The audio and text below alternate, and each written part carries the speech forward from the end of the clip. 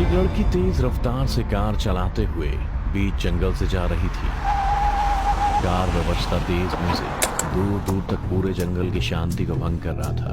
लड़की भी अपनी मस्ती में गाना गुनगुनाते हुए सिक्किम के रास्ते से गुजर रही थी कि अचानक ही उसने देखा कि एक बूढ़ी औरत कार के सामने खड़ी है, जिसे बचाने के लिए लड़की ने ब्रेक मारी पर ब्रेक फेल थी।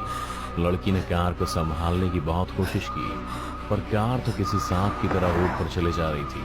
रोड की एक तरफ गहरी खाई थी और दूसरी तरफ गहरा घना जंगल, जिसका मतलब था दोनों तरफ मौत। जब उस लड़की को अपनी मौत साफ दिखने लगी तो वो दरवाजा खोलकर कार से कूद गई। कार सीधा खाई में जा गिरी। कार को इस तरह से नेस्तनाबूद होते देख उस लड़की की रूह कांप गई।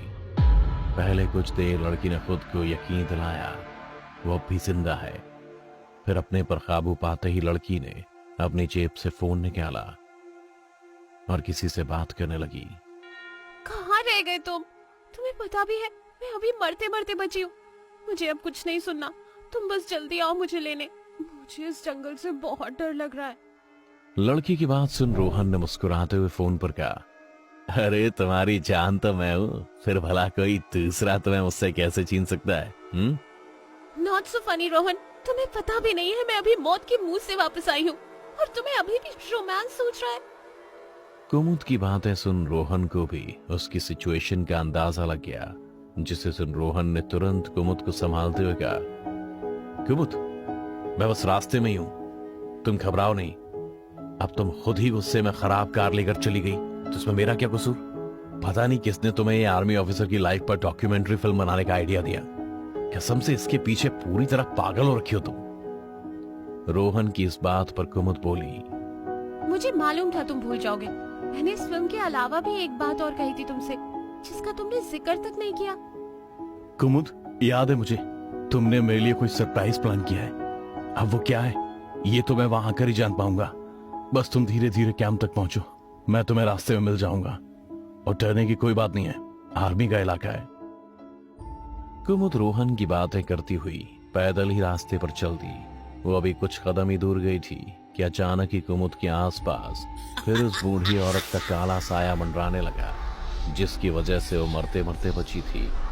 वही काला साया अब कुमुद के इर्द गिर्द घूम उसका गला घोंट रही थी, उसके शरीर को नोच रही थी, जिससे कुमुद अपने ही खून में लथपथ हो गई। कोई है? कोई तो मेरी मदद करो। पता नहीं मुझे क्या हो गया है। ये क्या चीज मेरे आसपास घूम रही है, मुझे काट रही है। कोई तो मेरी मदद करो, बचाओ मुझे। कोई सुन रहा है क्या? अब एक पल पहले जो कुमुद हंसी खुशी रोहन से बातें कर रही थी, वही कुमुद अब अपनी जान बचाने के लिए छटपटा रही थी।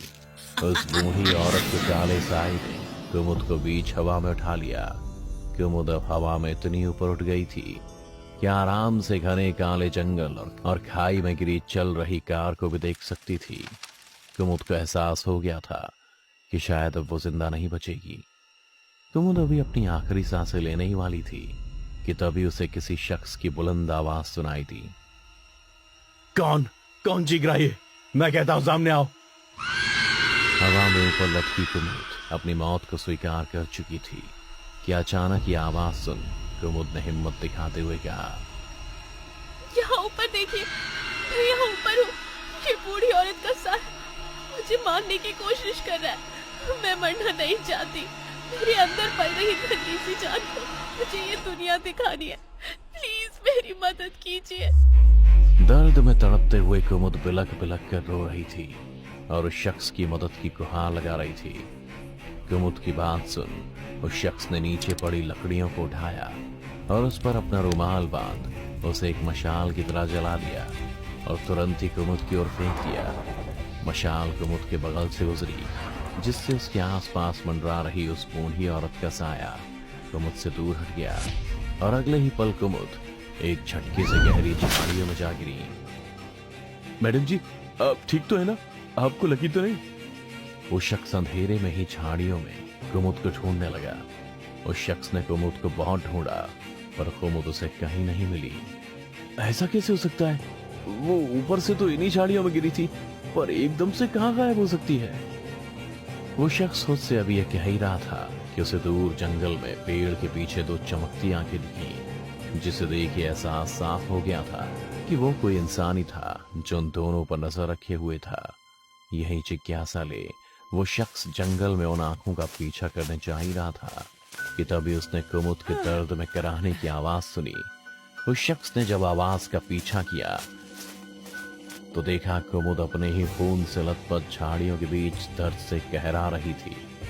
कुछ नहीं होगा तुम्हें, सब ठीक है, घबराओ नहीं, मैं तुम्हें अभी अस्पताल ले चलता हूँ। इतना कहकर वो शख्स कुमुद को अपना सहारा दे अपने साथ लेकर चल दिया। कुछ दूर साथ चलने पर कुमुद ने जब अपना होश संभाला तो देखा जिस शख्स का सहारा ले वो अस्पताल जा रही थी, उस शख्स के जिस्म पर इंडियन आर्मी की वर्दी है, जिसे देख कुमुद को सुकून मिला। उसे यकीन हो गया था कि अब वो एक भरोसेमंद और सुरक्षित हाथों में है। कुमुद उस ऑफिसर से कुछ पूछने ही वाली थी कि तभी ऑफिसर ने कुमुद से कहा, तुम्हारा नाम क्या है और इतनी रात को बीच हवा में क्या कर रही थी? ऑफिसर की बात सुन कुमुद बोली, ऑफिसर, मैं एक न्यूज रिपोर्टर हूँ। इंडियन आर्मी पर एक डॉक्यूमेंट्री फिल्म बनाने के लिए यहाँ पर आई थी। मेरा क्रू तो 2 दिन बाद आने वाला था, लेकिन मैं अपने कैमरामैन को अपने साथ लेकर आ गई थी, पर वो भी किसी कारण से मेरे साथ नहीं आ पाया। मैंने उसके लिए सरप्राइज प्लान किया था, लेकिन मेरी हालत ही ऐसी हो गई कि लगता है सरप्राइज तो छोड़ो, अब तो फिल्म भी नहीं बन पाएगी। कुमुद ऑफिसर को अपनी सिचुएशन से अवगत कराते हुए उसे सारी बातें बता रही थी कि अचानक ही उसे भी अंधेरे जंगल में 2 चमकती आंखें दिखी जो उन्हीं का पीछा कर रही थी। लेकिन इससे पहले कुमुद इस बारे में ज्यादा सोच पाती, ऑफिसर ने कुमुद से फिर से कहा, सरप्राइज, वो भी इस जंगल और खाई के बीच? काफी डेयरिंग लड़की हो तुम।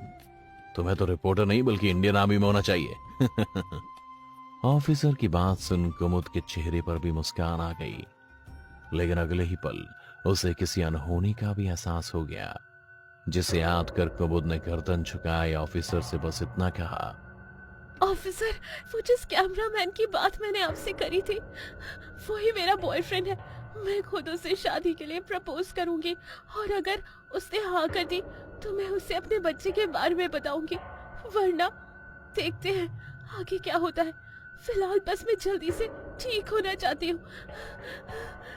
कुमुद ऑफिसर को अपना अतीत दिखा रही थी कि एक बार फिर कुमुद को जंगल में चमकती आंखें दिखी जो लगातार बड़ी होती जा रही थी, जिसका मतलब साफ था कि वो आंखें अब कुमुद और ऑफिसर के पास आती जा रही थी। वो आंखें इतनी भयानक थी जिसे देख कुमुद ने डरते हुए अपनी आंखें भींच ली और आहिस्ता ही ऑफिसर के कान में कहा, ऑफिसर, लगता है कोई हमारा पीछा कर रहा है। मुझे बस उसकी आंखें ही दिखाई दे रही हैं, जो बहुत डरावनी और खूंखार है। ऑफिसर, मुझे डर लग रहा है, कहीं इस बार वो बूढ़ी औरत का साया मुझे मार ही ना डाले। अपनी मौत का सोचकर एक बार फिर कुमुद की आंखें नम हो गईं, पर ऑफिसर ने कुमुद को भरोसा देते हुए कहा, तुम डरो नहीं, जब तक मैं तुम्हारे साथ हूं तुम्हें कुछ नहीं होने दूंगा। इतना कहकर ऑफिसर और कुमुद वापस मुड़ पूरे जंगल को गौर से देखने लगे, पर किसी को भी काले अंधेरे के अलावा कुछ दिखाई नहीं दिया। पर जैसे ही ऑफिसर और कुमुद फिर चलने को हुए तो कुमुद की डर के मारे चीख निकल पड़ी। वो दोनों चमकती आंखें अब ऑफिसर और कुमुद के सामने थी, जिसका अब एक पूरा शरीर भी था। ऑफिसर इससे पहले कुछ कर पाता, सामने खड़े उस शख्स ने ऑफिसर की आंखों पर कुछ बोला, जिससे वो ऑफिसर एक पल के लिए अंधा हो गया। उसकी आंखें चलने लगी, वो भी दर्द में तड़प रहा था, और इसी मौके का फायदा उठाते हुए वो शख्स कुमुद को बड़ी बेरहमी से बालों से पकड़ घसीटता हुआ खाई की ओर चल दिया। कौन हो तुम? मैंने क्या बिगाड़ा है तुम्हारा? क्यों मुझे मारने पर तुले हुए हो तुम? कुमुद उस शख्स से गिड़गिड़ाते हुए कह रही थी, पर उस शख्स ने कुमुद की एक नहीं सुनी और उसे घसीटता हुआ खाई के किनारे पर ले आया। कुमुद अब उस शख्स को अपने सामने देख रही थी, जिसने अपने चेहरे पर बेहद डरावना सा मास्क पहना हुआ था और उसकी आंखें चमक रही थी।